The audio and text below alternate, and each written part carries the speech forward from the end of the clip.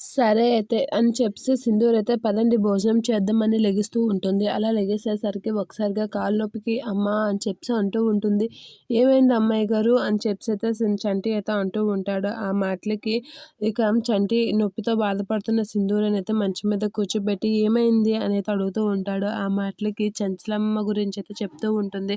ఈరోజు విజయమ్మ ఊరు పెద్దల్ని పిలిపించి కబడ్డీ పోటీలకి 2 ఊళ్ళ వాళ్ళం కలబడదాం అనైతే అంది. ఆ మాటకి చంచలమ్మ వద్దనేసింది. కానీ అత్తయ్య గాని వద్దనిస్తే క విజయమ్మ ఆడి గెలిచానని గర్వంగా ఫీల్ అవుతుంది. అందుకే అత్తమ్మ అలా విజయమ్మ దగ్గర తక్కువ అవ్వకూడదు. అందుకే నేను అత్తమ్మకు బదులుగా పోటీ గెలుస్తానని సవాల్ విసిరాను అనైతే అంటూ ఉంటాడు. ఆ మాటకి షాక్ అవుతూ ఉంటాడు చంటి. షాక్ అయ్యి సింధూర కాసేపు అలా చూస్తూ ఉంటాడు. ఇక కేశవయ్య అయితే చంచలమ్మతో ఈ ఆటలు కబడ్డీ పోటీలు సింధూరకి వద్దు చంచలమ్మ.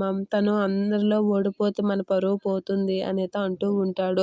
ఇక ఆ మాటలకి చంచలమ్మ అయితే లేచి నిలబడి ఈ ఊరు పరువు కబడ్డీలో గెలిచింది, ఈ ఊరు పరువు కాపాడేది సింధూరనేనండి. నాకు ఆ విషయం తెలుసు అనైతే చంచలమ్మ అయితే చాలా క్లియర్‌గా చెప్తూ ఉంటుంది. అలా చెప్పేసరికి కేశవయ్య అయితే షాక్ అవుతూ ఉంటాడు. ఏంటి చంచలమ్మ సింధూరం మీద ఎంత నమ్మకం పెట్టుకుంది అనైతే అనుకుంటూ ఉంటాడు. ఇక చంచలమ్మ అయితే సింధూరం మీద చాలా నమ్మకం పెట్టుకుంటూ ఉంటుంది. అది చూసేసి కేశవ్ అయితే షాక్ అవుతూ ఉంటాడు.